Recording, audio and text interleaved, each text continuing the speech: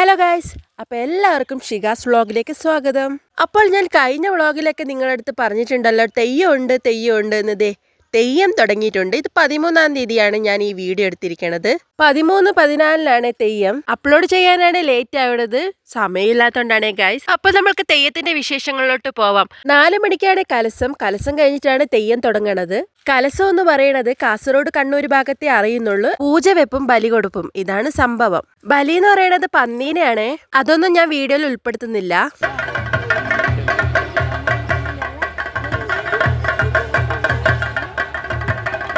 101 തെയ്യങ്ങളാണ്.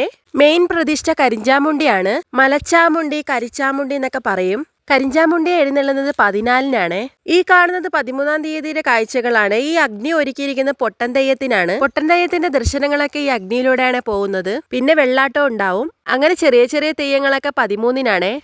നമ്മൾ തെയ്യം കാണാൻ പോവാണ്. തെയ്യം കാണാൻ അമ്മ പോകുന്നുണ്ട്. ഞാൻ കഴിഞ്ഞ വ്ളോഗിലൊക്കെ കാണിച്ച ആ വഴി കൂടെയാണ് നമ്മൾ പോണത്. അതാണ് ഇത്ര ശ്വാസം മുട്ട്. ചേട്ടനും ശിവക്കുട്ടി മുമ്പേ നടന്നു. ഞാനും അമ്മയും പതിയെ പോവാണ്. അമ്മ ദേ സ്പീഡിന് പോകുന്നുണ്ട്, കാരണം തെയ്യമൊക്കെ തുടങ്ങി. വിഷ്ണുമൂർത്തിയാണ് ഇപ്പൊ എഴുന്നള്ളിരിക്കണത്. ഞങ്ങൾ ചെല്ലുമ്പോഴത്തേക്ക് ഏകദേശം വിഷ്ണുമൂർത്തി തെയ്യത്തിന്റെ തുള്ളലൊക്കെ കഴിഞ്ഞു. ദേ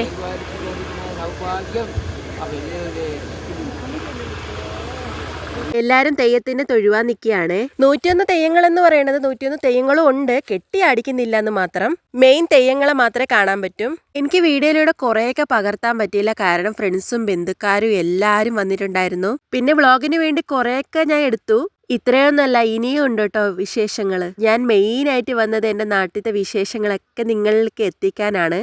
സത്യം പറഞ്ഞ എല്ലാരും ഒത്തുകൂടിയപ്പോ വ്ളോഗിന്റെ കാര്യമൊക്കെ അങ്ങ് മറന്നു. അങ്ങനെ ഉച്ചയോടൊക്കെ കഴിഞ്ഞതേ കരിഞ്ചാമുണ്ടി ദൈവം എഴുന്നള്ളിയിരിക്കുകയാണേ.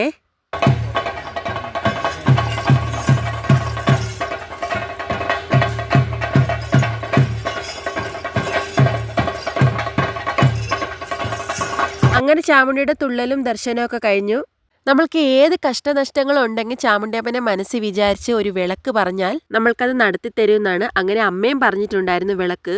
അങ്ങനെ ഞങ്ങളും വിളക്ക് കൊടുക്കുകയാണേ. എനിക്കും ശിഖുവിനാണേ പറഞ്ഞിട്ടുണ്ടായിരുന്നത്, വയ്യാതായപ്പോഴും പ്രസവിക്കുമ്പോഴും അമ്മയും കുഞ്ഞിനെ നല്ലോണം കിട്ടണേ എന്നും പറഞ്ഞു. വിളിച്ചാ വിളിപ്പുറത്ത് നിൽക്കണ ദൈവമാണേ. അങ്ങനെ എല്ലാവരും വിളക്കൊക്കെ കൊടുക്കാന്ന് പറഞ്ഞവർ വിളക്കൊക്കെ ഒരുക്കിതേ തെയ്യത്തിന്റെ അടുത്തോട്ട് പോവുകയാണേ. എന്നിട്ട് ഓരോരുത്തർ അമ്മയുടെ അടുത്ത് സങ്കടങ്ങളൊക്കെ പറഞ്ഞ് വിളക്ക് കൊടുക്കുകയാണേ. വിളക്ക് നേരെ അമ്പലത്തിലേക്കാണ് വെക്കണത്. തെയ്യങ്ങളൊക്കെ എഴുന്നള്ളുമ്പോൾ 5 മിനിറ്റേ കാണുള്ളൂ, ബാക്കിയെല്ലാം തെയ്യക്കോലങ്ങളാണേ. ചാമുണ്ടി ശരീരത്തോട്ട് പ്രവേശിക്കുമ്പോൾ കണ്ണാടി നോക്കും, അപ്പോഴത്തേക്ക് കണ്ണുകളിലാണ് അത് അറിയാൻ പറ്റുന്നത്. അതേപോലെ തന്നെ വിഷ്ണുമൂർത്തി മുടി അയക്കുമ്പോഴാണ് ശരീരത്തോട്ട് കയറണത്. പിന്നെ ചാമുണ്ടിക്ക് ഓരോരോ ആഗ്രഹങ്ങൾ പറഞ്ഞ് കോഴി കൊടുക്കും. കോഴിയുടെ ആ സമയത്ത് തന്നെ തലയറുത്ത്, ഈ ടൈമിൽ ചാമുണ്ടി രക്തം കുടിക്കണ സമയമാണേ.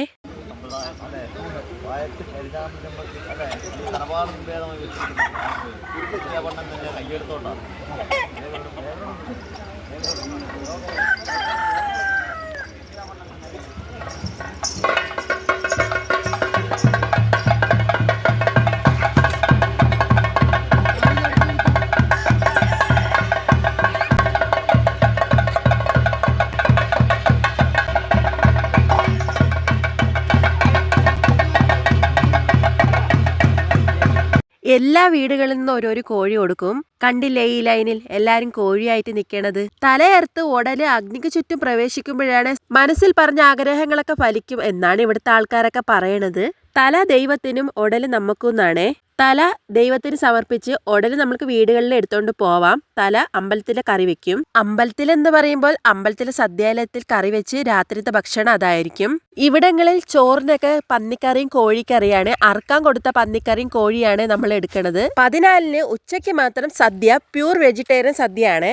13-ന് രാത്രിയും 14-ന് രാത്രിയാണ് ഈ പന്നിയും കോഴിയും വെക്കണത്. വിളക്കും കോഴിയൊക്കെ കൊടുക്കൽ 1-2 മണിക്കൂറൊക്കെ നിൽക്കും. വൈകിട്ട് 5:30-6 മണിയൊക്കെ ആകുമ്പോൾ ചാമുണ്ടി ദൈവം പോവാറാവും.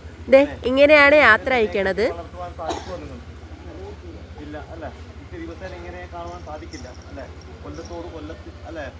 വെള്ളിയാഴ്ച 12 ചന്ദ്രാതി അഷ്ടമി ബാബു ഭക്തത്തിൽ അല്ലെ ഇങ്ങനെ ഇരിക്കുന്ന ഒരു ദിവസത്തിലാണ് മത്സ്യാവണ്ണം വരും കാലം വരെ അല്ലെ ബ്രഹ്മാവിട്ടിരിക്കുന്ന ആയുസ് വരെ വരുതാ ചക്കവണ്ണം എടുത്ത് പരിപാലിക്കണം കരുതാമികമായിട്ടിരിക്കുന്ന പ്രാർത്ഥനയാണ്. ഏവരോടും തന്നെ മത്സ്യാവണ്ണം തന്നെ ഇരുപിടിക്കൊന്ന് കൈയ്യെടുക്കട്ടാ, ഇരുപിടിക്കൊന്ന് കൈയ്യെടുക്കട്ടാ. ഏവരോടും ഗുണം വരണം, ഭക്തിയാവണം, സന്തോഷത്തോടു കൂടി ഗുണം വരണം.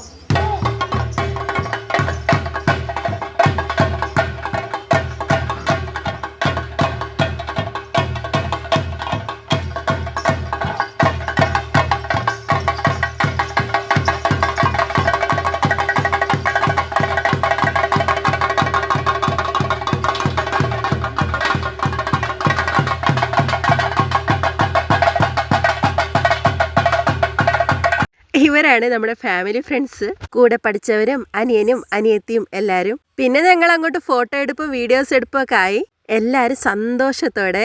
അപ്പോൾ ഇത്രയേ ഉള്ളൂ. എല്ലാവർക്കും വീഡിയോ ഇഷ്ടപ്പെട്ടെങ്കിൽ ലൈക്ക് ചെയ്യാനും സബ്സ്ക്രൈബ് ചെയ്യാനും മറക്കല്ലേ. Okay, by.